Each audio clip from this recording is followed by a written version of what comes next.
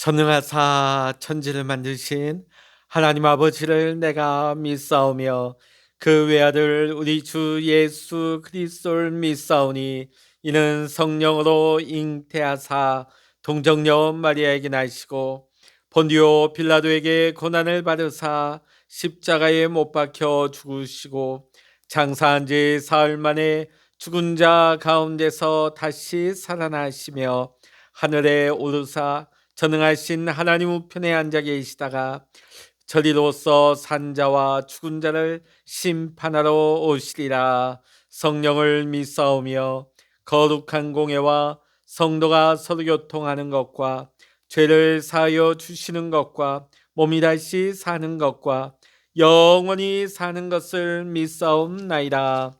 아멘. 찬송가 288장입니다. 찬송 288장입니다. 예수를 나의 구주 삼고 성령과 피로써 거듭나니 이 세상에서 내 영혼이 하늘의 영광 누리도다.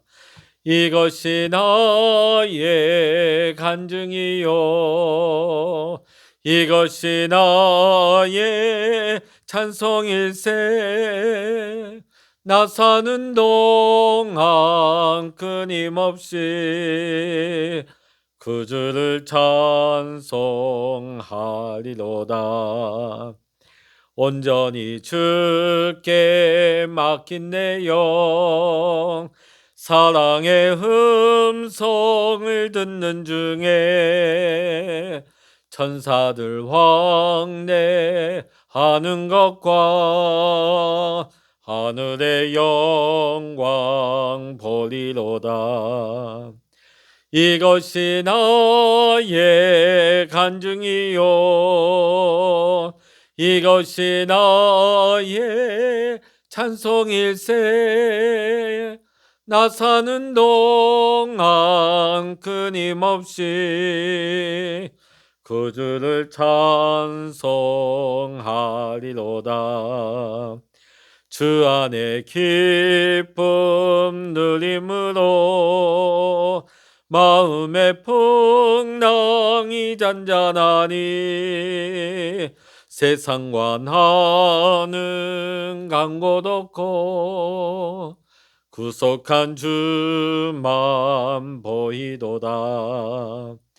이것이 나의 간증이요 이것이 나의 찬송일세. 나 사는 동안 끊임없이 그 주를 찬송하리로다. 주 안에 기쁨 누림으로 마음의 풍랑이 잔잔하니 세상과 나는 간 곳 없고 구속한 주만 보이도다.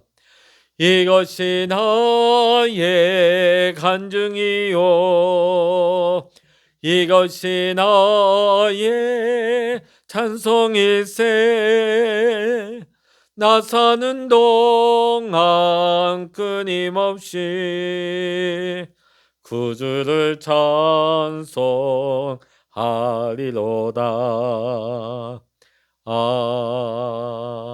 아멘. 이 시간 우리에게 주시는 하나님의 말씀 구약 에스겔 33장 1절로부터 33절까지입니다. 구약 성서 1201면 에스겔 33장의 말씀 같이 읽겠습니다. 여호와의 말씀이 내게 임하여 이르시되 인자야 너는 내 민족에게 말하여 이르라. 가령 내가 칼을 한 땅에 임하게 한다 하자. 그 땅 백성이 자기들 가운데 하나를 택하여 파수꾼을 삼은 그 사람이 그 땅이 칼이 임함을 보고 나팔을 불어 백성에게 경고하되 그들이 나팔 소리를 듣고도 정신 차리지 아니하므로 그 임하는 칼에 제거함을 당하면 그 피가 자기의 머리로 돌아갈 것이라. 그가 경고를 받았던들 자기 생명을 보존하였을 것이나 나팔 소리를 듣고도 경고를 받지 아니하였으니 그 피가 자기에게로 돌아가리라. 그러나 칼이 임함을 파수꾼이 보고도 나팔을 불지 아니하여 백성에게 경고하지 아니하므로 그 중에 한 사람이 그 임하는 칼에 제거당하면 그는 자기 죄악으로 말미암아 제거되려니와 그 죄는 내가 파수꾼의 손에서 찾으리라. 인자야 내가 너를 이스라엘 족속의 파수꾼으로 삼음이 이와 같으니라. 그런즉 너는 내 입의 말을 듣고 나를 대신하여 그들에게 경고할지어다. 가령 내가 악인에게 이르기를 악인아 너는 반드시 죽으리라 하였다 하자. 내가 그 악인에게 말로 경고하여 그의 길에서 떠나게 하지 아니하면 그 악인은 자기 죄악으로 말미암아 죽으려니와 내가 그의 피를 내 손에서 찾으리라. 그러나 너는 악인에게 경고하여 돌이켜 그의 길에서 떠나라고 하되 그가 돌이켜 그의 길에서 떠나지 아니하면 그는 자기 죄악으로 말미암아 죽으려니와 너는 내 생명을 보존하리라. 그런즉 인자야 너는 이스라엘 족속에게 이르기를 너희가 말하여 이르되 우리의 허물과 죄가 이미 우리에게 있어 우리로 그 가운데서 쇠퇴하게 하니 어찌 능히 살리어 하거니와 너는 그들에게 말하라. 주 여호와의 말씀이니라. 나의 삶을 두고 맹세하노니 나는 악인이 죽는 것을 기뻐하지 아니하고 악인이 그의 길에서 돌이켜 떠나 사는 것을 기뻐하노라. 이스라엘 족속아 돌이키고 돌이키라. 너희 악한 길에서 떠나라. 어찌 죽고자 하느냐 하셨다 하라. 인자야 너는 내 민족에게 이르기를 의인이 범죄하는 날에는 그 공의가 구원하지 못할 것이요 악인이 돌이켜 그 악에서 떠나는 날에는 그 악이 그를 엎드러뜨리지 못할 것인즉 의인이 범죄하는 날에는 그 의로 말미암아 살지 못하리라. 가령 내가 의인에게 말하기를 너는 살리라 하였다 하자. 그가 그 공의를 스스로 믿고 죄악을 행하면 그 모든 의로운 행위가 하나도 기억되지 아니하리니 그가 그 지은 죄악으로 말미암아 곧 그 안에서 죽으리라. 가령 내가 악인에게 말하기를 너는 죽으리라 하였다 하자. 그가 돌이켜 자기의 죄에서 떠나서 정의와 공의로 행하여 저당물을 도로 주며 강탈할 물건을 돌려보내고 생명의 율례를 지켜 행하여 죄악을 범하지 아니하면 그가 반드시 살고 죽지 아니할지라. 그가 본래 범한 모든 죄가 기억되지 아니하리니 그가 반드시 살리라. 이는 정의와 공의를 행하였음이라 하라. 그래도 내 민족은 말하기를 주의 길이 바르지 아니하다 하는도다. 그러나 실상은 그들의 길이 바르지 아니하니라. 만일 의인이 돌이켜 그 공의에서 떠나 죄악을 범하면 그가 그 가운데서 죽을 것이고 만일 악인이 돌이켜 그 악에서 떠나 정의와 공의대로 행하면 그가 그로 말미암아 살리라. 그러나 너희가 이르기를 주의 길이 바르지 아니하다 하는도다. 이스라엘 족속아 나는 너희가 각기 행한 대로 심판하리라 하시니라. 우리가 사로잡힌 지 12째 해 10째 달 5째 날에 예루살렘에서부터 도망하여 온 자가 내게 나와 말하기를 그 성이 함락되었다 하였는데 그 도망한 자가 내게 나오기 전날 저녁에 여호와의 손이 내게 임하여 내 입을 여시더니 다음 아침 그 사람이 내게 나올 그때에 내 입이 열리기로 내가 다시는 잠잠하지 아니하였노라. 여호와의 말씀이 내게 임하여 이르시되 인자야 이 이스라엘의 황폐한 땅에 거주하는 자들이 말하여 이르기를 아브라함은 오직 한 사람이라도 이 땅을 기업으로 얻었나니 우리가 많은즉 더욱 이 땅을 우리에게 기업으로 주신 것이 되느니라 하는도다. 그러므로 너는 그들에게 이르기를 주 여호와께서 이같이 말씀하시되 너희가 고기를 핏째 먹으며 너희 유상들에게 눈을 들며 피를 흘리니 그 땅이 너희의 기업이 될까 보냐. 너희가 칼을 밀어 가증한 일을 행하며 각기 유세한 일을 더럽히니 그 땅이 너희의 기업이 될까 보냐 하고 너는 그들에게 이르기를 주 여호와께서 이같이 말씀하시되 내가 나의 삶을 두고 맹세하노니 황무지에 있는 자는 칼에 엎드러뜨리고 들에 있는 자는 들짐승에게 넘겨 먹히게 하고 산성과 굴에 있는 자는 전염병에 죽게 하리라. 내가 그 땅이 황무지의 공포의 대상이 되게 하고 그 권능의 교만을 그치게 하리니 이스라엘의 산들이 황폐하여 지나갈 사람이 없으리라. 내가 그들이 행한 모든 가증한 일로 말미암아 그 땅을 황무지와 공포의 대상이 되게 하면 그때 내가 여호와인 줄을 그들이 알리라 하라. 인자야, 내 민족이 담 곁에서와 진문에서 너에 대하여 말하며 각각 그 형제와 더불어 말하여 이르기를 자 가서 여호와께로부터 무슨 말씀이 나오는가 들어보자 하고 백성이 모이는 것 같이 내게 나오며 내 백성처럼 내 앞에 앉아서 내 말을 들으나 그대로 행하지 아니하니 이는 그 입으로는 사랑을 나타내어도 마음으로는 이익을 따릅니다. 그들은 내가 고운 음성으로 사랑의 노래를 하며 음악을 잘하는 자같이 여겼나니 내 말을 듣고도 행하지 아니하거니와 그 말이 응하리니 응할 때에는 그들이 한 선지자가 자기 가운데 있었음을 알리라. 아멘. 할렐루야. 오늘도 함께 기도하시는 우리 사랑하는 모든 믿음의 성도님들에게 하나님의 은혜와 평강의 축복이 여러분 모두와 함께 하시기를 주의 이름으로 간절히 축원합니다. 에스겔 25장부터 32장까지는 유대를 적대시했던 주변 나라에 대한 하나님의 심판의 예언의 말씀이었습니다. 오늘부터 우리가 보게 되는 33장부터 39장까지는 하나님의 은혜에 의한 유다의 회복에 대해서 증거하고 있는 말씀입니다. 1절부터 9절까지 보면은 유다는 바벨론의 3차에 걸친 대대적인 공격으로 무너졌습니다. 주전 605년경 1차 공격을 받았을 때는 다니엘을 비롯한 유다의 많은 젊은이가 끌려갔습니다. 그리고 주전 597년 2차 공격을 받았을 때는 유다 왕 여호야긴을 비롯해서 에스겔 선지자와 또한 수많은 사람이 끌려가게 되었습니다. 그리고 3차 공격 주전 586년에 예루살렘 성전을 비롯하여 유다가 완전히 멸망하게 되어집니다. 오늘 본문 21절을 보면 우리가 사로잡힌 지 12일째 해 열째 달 다섯째 날이란 표현이 나옵니다.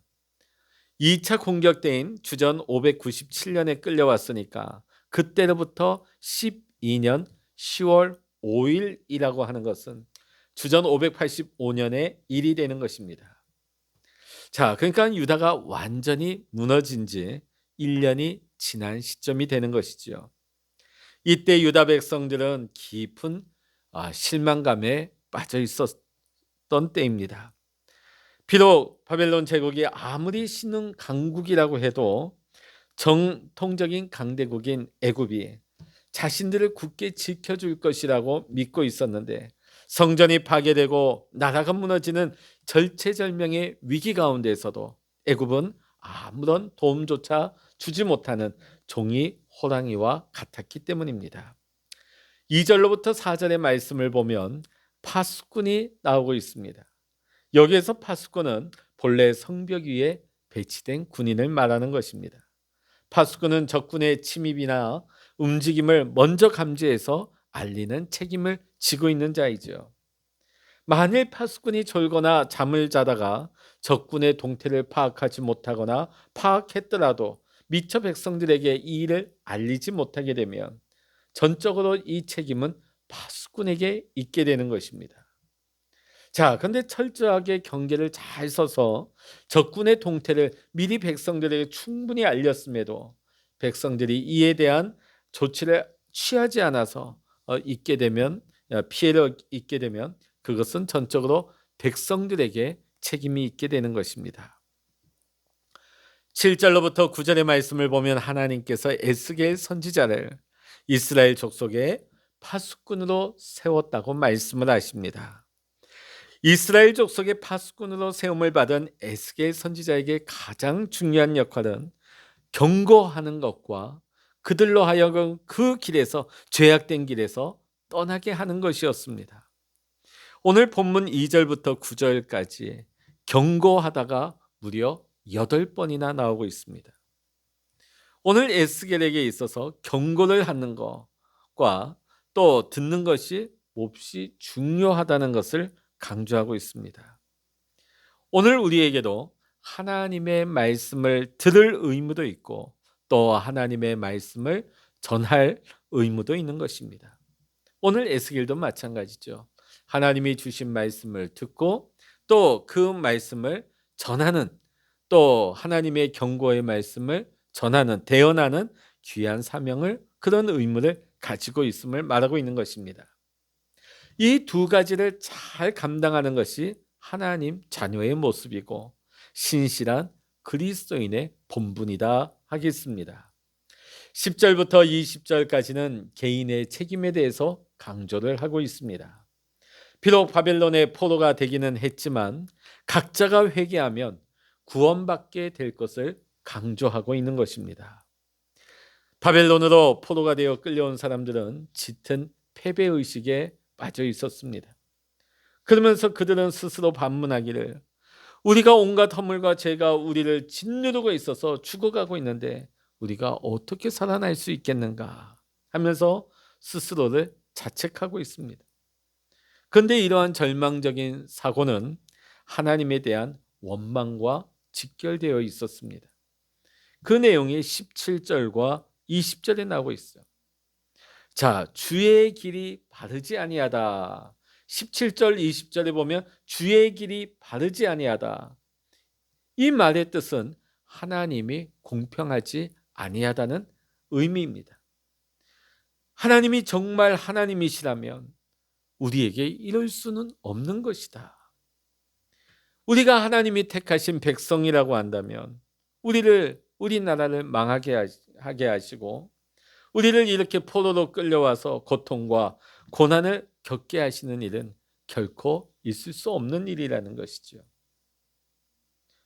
이 일에 대해서 하나님께서는 공평하지 않은 것은 내가 아니라 바로 너희다 라고 말씀을 하고 있습니다. 너희가 나에게 어떻게 행하였는지, 어떻게 삶을 살았는지에 대해서 너희가 한번 정직하게 생각해 보라는 것입니다. 하나님께서는 에스겔 선지자를 통하여서 이렇게 말씀을 하십니다. 우리 11절 한번 읽어보십니다. 너는 그들에게 말하라. 주 여호와의 말씀이니라. 나의 삶을 두고 맹세하노니 나는 악인이 죽는 것을 기뻐하지 아니하고 악인이 그의 길에서 돌이켜 떠나 사는 것을 기뻐하노라. 이스라엘 족속아 돌이키고 돌이키라. 너희 악한 길에서 떠나라. 어찌 죽고자 하느냐 하셨다라. 하나님께서는 당신의 삶을 두고 맹세하시는데 죄를 지은 사람들이 하나님은 죽기를 원하시지 않는다. 하나님이 원하시는 것은 그들이 지금의 삶에서 돌이켜 떠나는 것을 요청하고 있는 것이죠. 돌이키다와 떠나다, 이것은 같은 의미의 단어입니다. 이 모두가 회개를 의미하는 말인 것이죠. 회개는 눈물을 흘리며 뉘우치는 것을 뜻하는 말이 아닙니다. 회개란 내 심보를 바꾸고 내 생각을 바꾸어서 이전의 삶을 청산해버리고 새로운 삶을 살아가는 것이 참된 회개인 것입니다. 즉 하나님을 등진 삶에서 이제는 하나님을 향하는 삶으로, 하나님의 말씀을 외면했던 삶에서 이제는 하나님의 말씀에 순종하는 삶으로 바꾸는 것이 참된 회개의 삶인 것입니다. 오늘 18절과 19절의 말씀을 보면 중요한 것은 죄를 지었느냐 안 지었느냐 보다도 어디에서 어디로 돌이켰느냐, 이것이 더 중요하다는 것입니다. 사실 우리의 삶은 끊임없이 어디에서 어디로 돌이키는 것의 연속이다 하겠습니다. 그 돌이킴이 만일 의로움에서 불의함으로, 정의로움과 공의로움에서 욕망으로 돌이키는 것이라면 그 인생에는 영원 형벌이 기다리고 있을 뿐입니다. 그러나 반대로 과거에 제약된 삶에서 의로운 삶으로 돌이킨다면 생명과 상급이 기다리고 있을 것입니다. 이어서 21절과 21절부터 33절까지는 예루살렘의 함락과 유다의 남은 사람들에 대한 경고, 그리고 포로민에게 주는 교훈에 대해서 증거하는 말씀이 나옵니다. 에스겔 선지자는 예루살렘이 무너진 지 무려 1년이 지나서 그 소식을 듣게 되어집니다. 에스겔 선지자는 물론이거니와 포로로 잡혀온 사람들에게도 예루살렘의 완전한 멸망은 크나큰 굉장한 충격이었습니다. 비록 그들은 포로로 끌려왔을지는 몰라도 결코 예루살렘은 무너지지 아니할 것이라는 기대가 있었기 때문입니다. 왜냐하면 거기에는 하나님의 성전이 있기 때문에 하나님께서 계시는 그곳은 함락되게 하지 아니하실 것이다는 마지막 일말의 희망이 있었던 것입니다. 그러한 믿음이 자리 잡고 있었던 것입니다. 또한 예루살렘에 남은 사람들은 하나님의 심판이 첫 번째 공격과 포로, 또 두 번째 공격과 두 번째 포로로 끌려가는 이 과정을 통해서 하나님의 심판이 완전히 이제는 끝났다고 생각했습니다. 포로로 두 번에 걸쳐서 끌려간 사람들은 안 됐긴 했지만 그건 자신들의 죄 때문이다. 전체를 대신해서 그들이 끌려간 것이 아니라고 생각했습니다. 그리고서 남겨진 자신들은 의롭기 때문에 하나님께서 그래도 그 환난 가운데서 끌려가지 않게 해주셨다고 주장했습니다. 그러다 보니까 남아있던 사람들은 점점 교만해졌습니다. 아브라함이 혼자일 때도 이 땅을 하나님이 허락하시고 주셨는데 자신들은 그때보다 훨씬 숫자가 많지 아니한가. 그러니까 자신들이 이 예루살렘에 거하지 아니할 이유가 하나도 없다는 것이죠. 당연히 하나님께서 이 예루살렘을 주실 것이기 때문에 우리는 결코 망하지 않는다. 그런 생각을 가졌던 것입니다. 자, 이러한 그들의 생각에 기가 찬 하나님께서는 너희가 고기를 빚제 먹고 너희가 우상 숭배에 눈멀었고 사람들에게 피를 흘리게 하지 않았느냐? 너희가 어찌 그러면서도 그 땅을 차지하려 하느냐라며 반문하고 계십니다. 29절의 말씀 읽어보십니다. 내가 그들이 행한 모든 가증한 일로 말미암아 그 땅을 황무지와 공포의 대상이 되게 하면 그때에 내가 여호와인 줄을 그들이 알리라 하라. 예루살렘에 남아있던 자들이 생각했던 예루살렘은 영원히 자신들의 것이며 망하지 않을 것이라는 이런 잘못된 생각에 하나님께서는 일침을 가하고 계십니다. 예루살렘에 남아있는 사람들이 참으로 악하였다면 바벨론으로 끌려온 사람들은 달랐습니까? 그렇지 않습니다. 둘 다 똑같았습니다. 에스겔 선지자가 피 맺힌 심정으로 하나님의 말씀을 전하였는데 바벨론에 있는 포로기에 있는 그 사람들이 어떤 마음으로 어떤 자세로 하나님의 말씀을 받았느냐. 마치 에스겔 선지자가 디너쇼에서 노래하는 사람 정도로 자신들은 거기에 참석해서 그냥 즐기면서 밥 먹으면서 듣는 정도로 가볍게 들었다는 것이죠. 저는 이 부분을 보면서 오늘날 우리 한국 교회의 어두운 단면을 보고 있지 않는가 싶습니다. 설교자는 강단에서 하나님의 말씀을 전하는 데 집중하기보다는 여러 가지 세상 우스갯소리와 여러 가지 세상의 성공 이야기, 자신의 성공담을 늘어놓고 또 교인들은 자신들의 코드와 맞는 이야기를 즐겨하면서 그 세상의 즐거운 얘기들을 즐기는 것이죠. 그러나 하나님께서 말씀하신 대로 다 이루신다고 말씀하십니다. 하나님의 말씀에 귀를 기울이는 사람이 복된 자가 되는 것입니다. 오늘 본문의 말씀은 영적인 파수꾼으로 부르심을 받은 에스겔 선지자에 대한 말씀으로 시작을 하고 있습니다. 자, 그런데 에스겔 선지자가 부르심을 받는 것은 이미 에스겔 1장부터 3장에 나왔습니다. 특히 3장에서 하나님께서는 에스겔을 파수꾼으로 부르셨다고 이미 말씀을 주셨죠. 그럼에도 오늘 말씀을 보니까 하나님께서 다시금 부르고 계십니다. 이것은 오늘 우리에게 신앙에 좋은 교훈을 주고 있습니다. 하나님의 부르심은 반복적이라는 것입니다. 반복적인 하나님의 부르심과 그 부르심 앞에 우리의 믿음의 응답을 통하여서 오늘 우리는 자신을 바르게 세워나갈 수 있을 뿐만 아니라 하나님께서 내게 주신 소명 그리고 사명을 제대로 감당할 수가 있게 되는 것입니다. 하나님의 반복적인 부르심 앞에 바르게 믿음으로 응답하는 사람만이 주님 안에서 바르게 지어져 갈 수가 있는 것입니다. 그리고 하나님을 경외하며 그의 길을 걸어갈 수가 있는 것입니다. 뿐만 아니라 다른 사람들이 하나님을 경외하며 그의 길을 걸어갈 수 있도록 섬길 수 있게 되는 것입니다. 그리고 그 손이 수고한 대로 먹음으로 복되고 형통한 삶을 살아갈 수가 있게 되는 것이지요.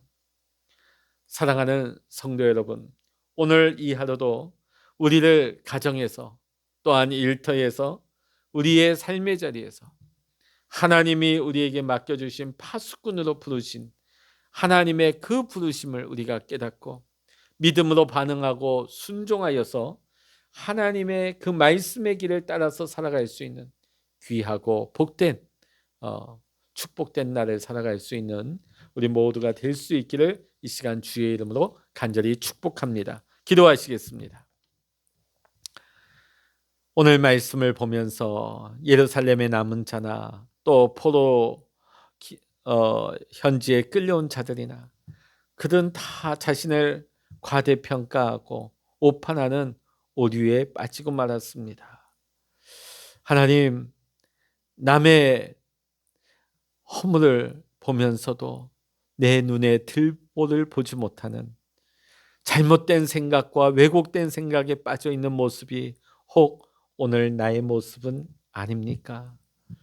하나님, 또 내게 맡겨주신 사명, 파수꾼의 사명을 우리는 잘 감당하고 있습니까? 우리가 하나님의 말씀을 잘 들으며 또한 그 말씀을 이 시대와 이 사회의 역사 가운데 하나님이 주신 말씀을 대언할 수 있는, 경고할 수 있는 하나님 파수꾼의 사명을 잘 감당하게 하여 주시옵소서. 그래서 오늘도 하나님 뜻 가운데서 하나님이 예비하신 믿음의 길을 걸으며 하나님과 함께 동행할 수 있는 귀하고 축복된 삶을 살아갈 수 있는 우리 모든 믿음의 성도님들 될 수 있도록 축복하여 주시옵소서.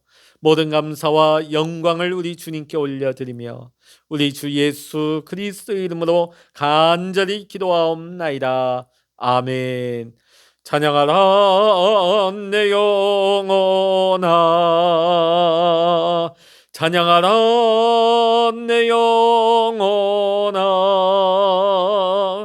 내 속에 있는 것들아 다 찬양하라.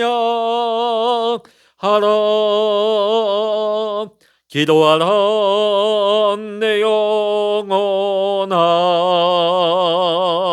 기도하라 내 영혼아, 내 속에 있는 것들아 다 기도하라. 주여 일창을 합심하여 기도하십니다. 주여